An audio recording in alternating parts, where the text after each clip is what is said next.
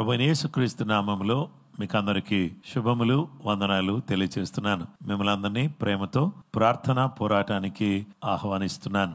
నమ్మదగిన దేవుడు గత రాత్రంతా కాపాడి మరొక నూతన దినాన్ని మనకు దయచేశారు. ఈ సమయంలో ఆయన పిల్లలమైనటువంటి మనమందరం కూడా ఆయన స్తుతించి ఆయన గణపరిచే ఈ చక్కటి అవకాశాన్ని దేవుడు మనకు దయచేసినందుకు నేను దేవునికి వందనాలు తెలియజేస్తున్నాను. ఆరాధన, వాక్యం, ప్రార్థన, ఈ మూడు ప్రార్థనా పోరాటంలో చాలా ప్రాముఖ్యమైనటువంటివి.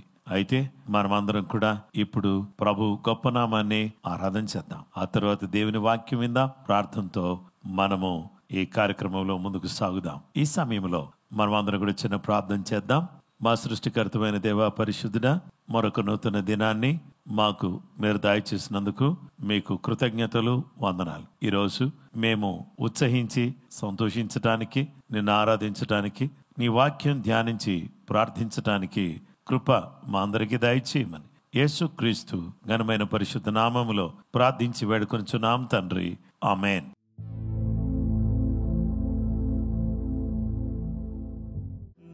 సన్నిధిలో సంతోషము, నీ సన్నిధిలో సమాధానము, నీ సన్నిధిలో సంతోషము. అందరూ కలిసి నీ సన్నిధిలో సమాధానము, నలిగి ఉన్న వారిని బలపరచు, చెరలో ఉన్న వారికి స్వాతంత్రము.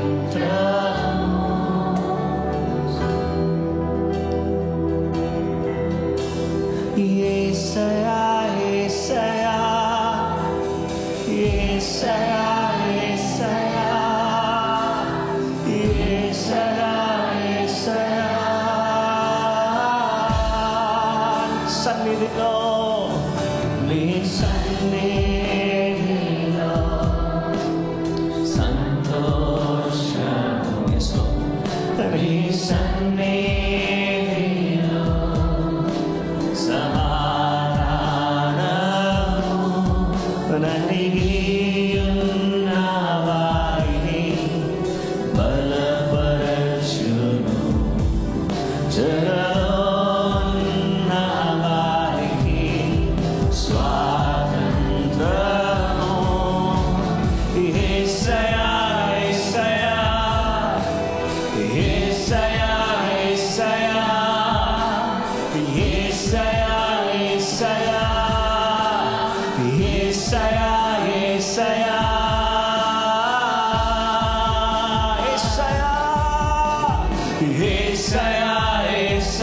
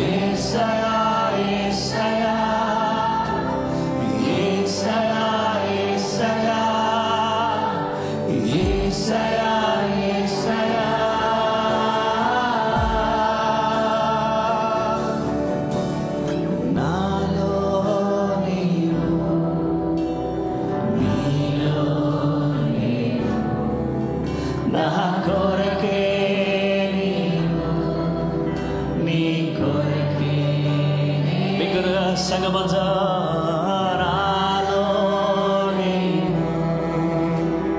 నీలో నా కొరకే ఓ దేవా నీ కొరకే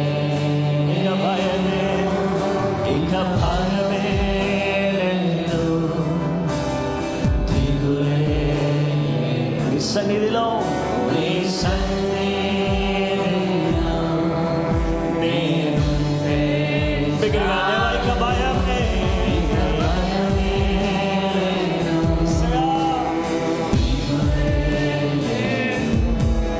నీ సన్నిధిలో నేనుంటే ఇక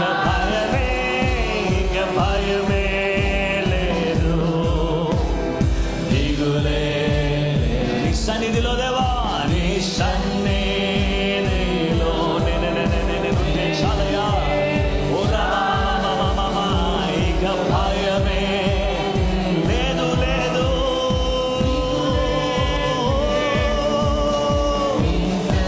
యేసయ్యా యేసయ్యా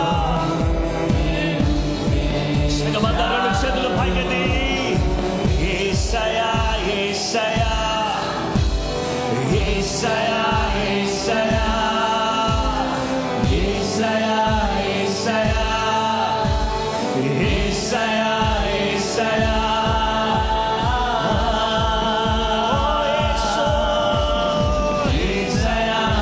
We worship you, Jesus.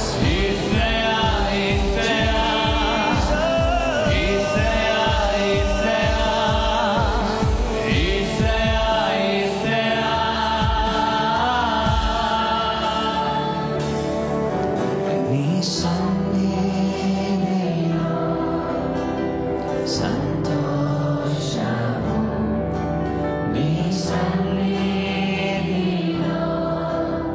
సమాధానం నీ సన్నిధిలో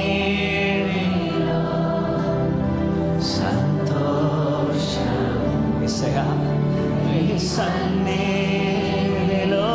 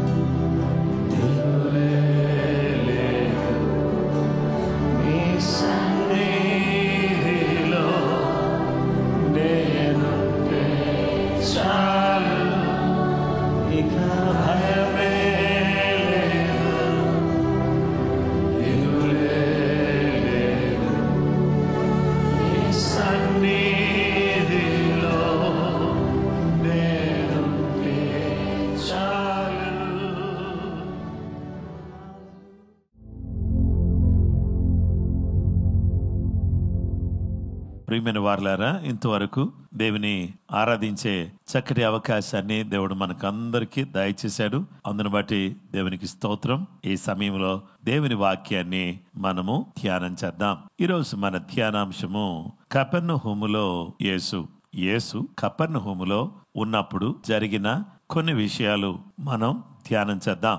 మార్కు సువార్త 2వ అధ్యాయం 1-2 వచనాలు. కొన్ని దినములైన పిమ్మట ఆయన మరల కపెర్నహూములోనికి వచ్చెను. ఆయన ఇంట ఉన్నాడని వినవచ్చినప్పుడు అనేకులు కూడి వచ్చిరి కనుక వాకిటనైనను వారికి స్థలము లేకపోయెను.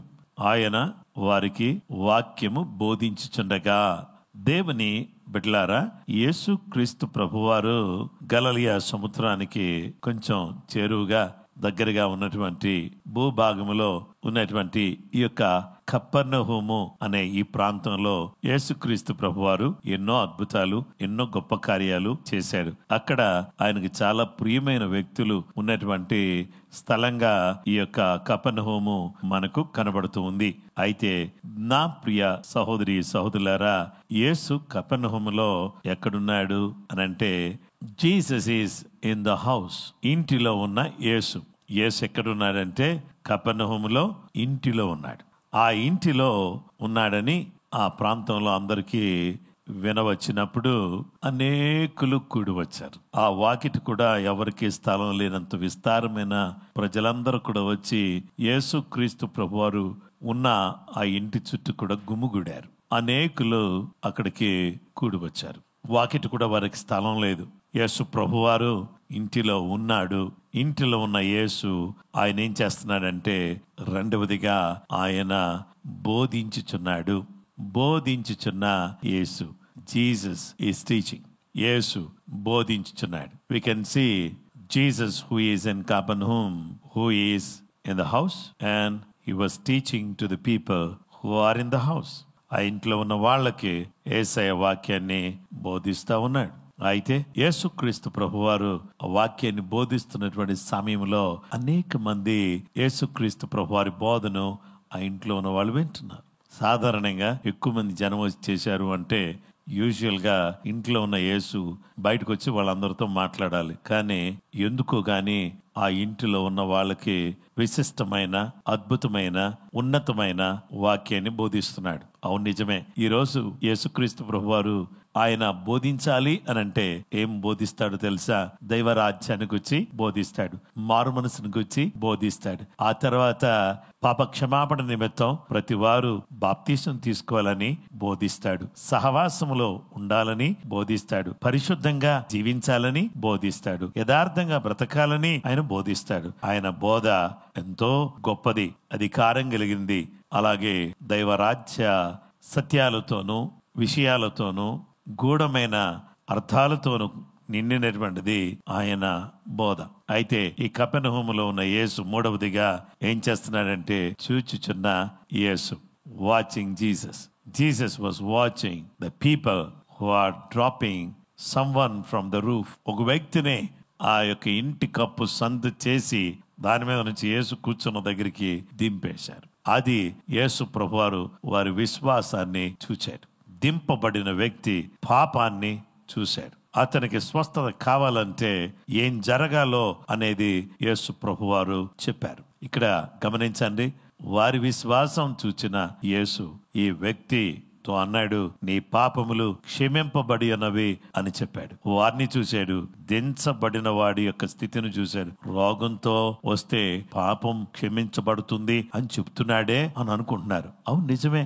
మనం అందరం కూడా ఒకదాని కోసం వస్తే ఇంకోటి చెప్తున్నారు అనుకో, ఏంటి ఇదంతా అని అనుకుంటాం. అలాగే అక్కడున్న వాళ్ళందరూ ఆశ్చర్యపోతున్నారు, ఇదేంటి పాపాలు క్షమించటానికి ఈయనెవరు, అసలు ఈయనకి అధికారం ఎక్కడది, ఏంటి అనేది వాళ్ళు మాట్లాడుకుంటున్నప్పుడు ఈ వ్యక్తిని నీ పరుపెత్తుకుని నడమని చెప్పడం సులభమా, నీ పాపములు క్షమింపబడి ఉన్నవని చెప్పడం సులభమా? ఏది సులభం అంటే నడవమని చెప్పటమా, క్షమింపబడి ఉన్నవి అని చెప్పడం సులభమా అంటే వాళ్ళు మౌనంగా ఉన్నారు, శాస్త్రులు, పరిసయ్యులు. అలాగే దేవుని బిడ్డలారా, ఈరోజు మనల్ని ఎరిగిన దేవుడు, మనలో ఉన్న విశ్వాసాన్ని ఎరిగిన దేవుడు, మనం ఏ విధమైనటువంటి విధానంలో మనం బ్రతుకుతున్నాము అనేది ఎరిగిన దేవుడుగా యేసుక్రీస్తు ప్రభువారు మనకు కనబడుతున్నాడు.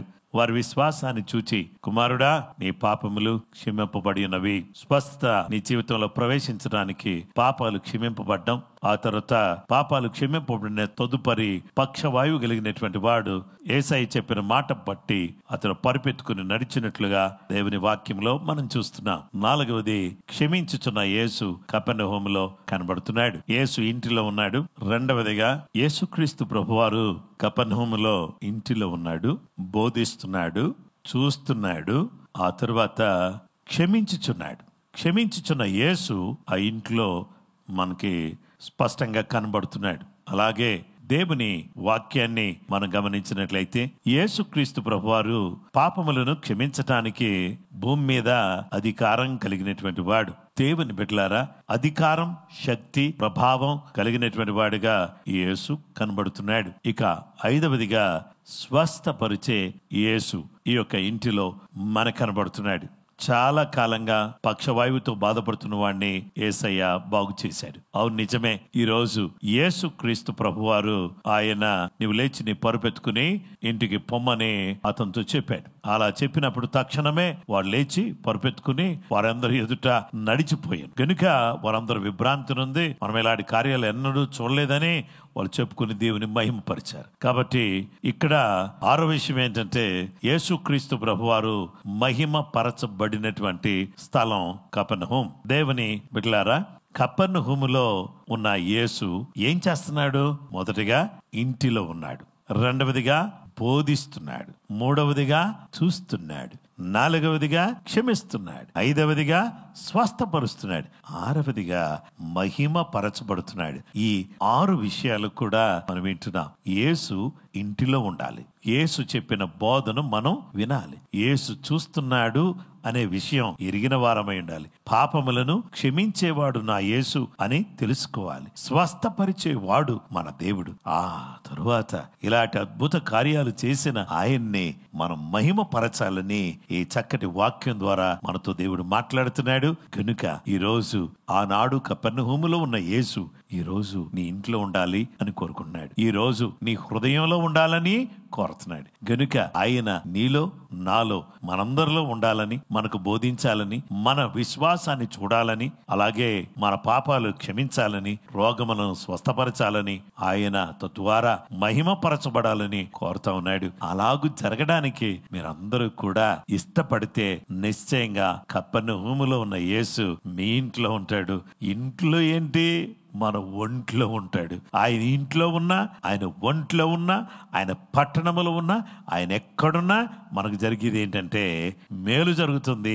ఆయన నామానికి మహిమ తెచ్చే వాళ్ళగా మనం జీవించాలని ఈ ఉదయకాలం మిమ్మల్ని అందరినీ ప్రోత్సహిస్తున్నాను. ప్రభు మనలో ఉండను గాక, ప్రభు మన ఇంట్లో ఉండను గాక, ప్రభు మన వంటిలో ఉండను గాక, ప్రభు మన మనసులో ఉండను గాక, మనం చేస్తున్న పనుల్లో యేసయ్య ఉండను గాక. ఉండి ఆయన మనకు బోధించేదాన్ని మనం వింటూ ఆయన చూస్తున్నాడనే స్పృహతో ఆయన ఇచ్చే క్షమాపణ పొందిన వారమై స్వస్థతను పొందుకుని ఆయనను మహింపరుస్తూ జీవించటానికి కృపగల దేవుడు మనకు సహాయం చేయునుగాక.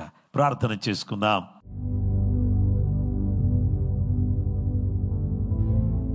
మమ్మల్ని మిక్కిలిగా ప్రేమించిన మా పరలోకపు తండ్రి, భూమి ఆకాశములను సృజించిన గొప్ప దేవ, పరిశుద్ధుడా, నీ పాదాలకు ఎనలేని వందనాలు, స్తుతులు, స్తోత్రములు, ఘనత, మహిమ, ప్రభావాలు మీకు ఆరోపిస్తున్నాం. కపెర్నహూములో ఉన్న యేసు ఈ రోజు మా గుండెల్లో, మా మనసుల్లో ఉన్న యేసయ్య నీకు స్తోత్రం.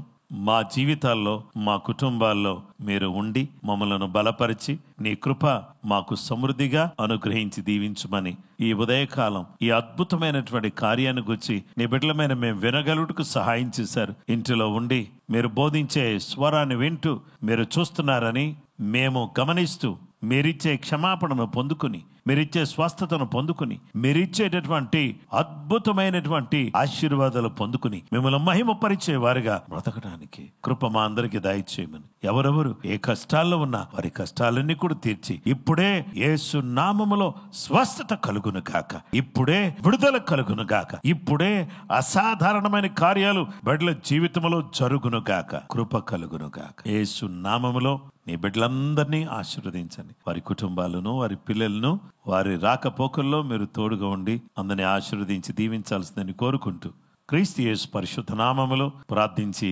వేడుకొనుచున్నాము తండ్రి, ఆమేన్. క్రీస్తునందు ప్రియమైన స్నేహితులారా, ఇంతవరకు దేవుని చక్కటి వాక్యాన్ని మనం వింటూ వచ్చాం. కపెర్నహూములో ఉన్న యేసు నా ఇంట్లో కూడా ఉన్నాడు, నా జీవితంలో కూడా ఉన్నాడు చెప్పగలిగిన వారమై సంతోషంగా జీవితాన్ని కొనసాగిస్తాం. అలాగు దేవుడు తన కృప మనందరికీ అనుగ్రహించును గాక. ఆమేన్.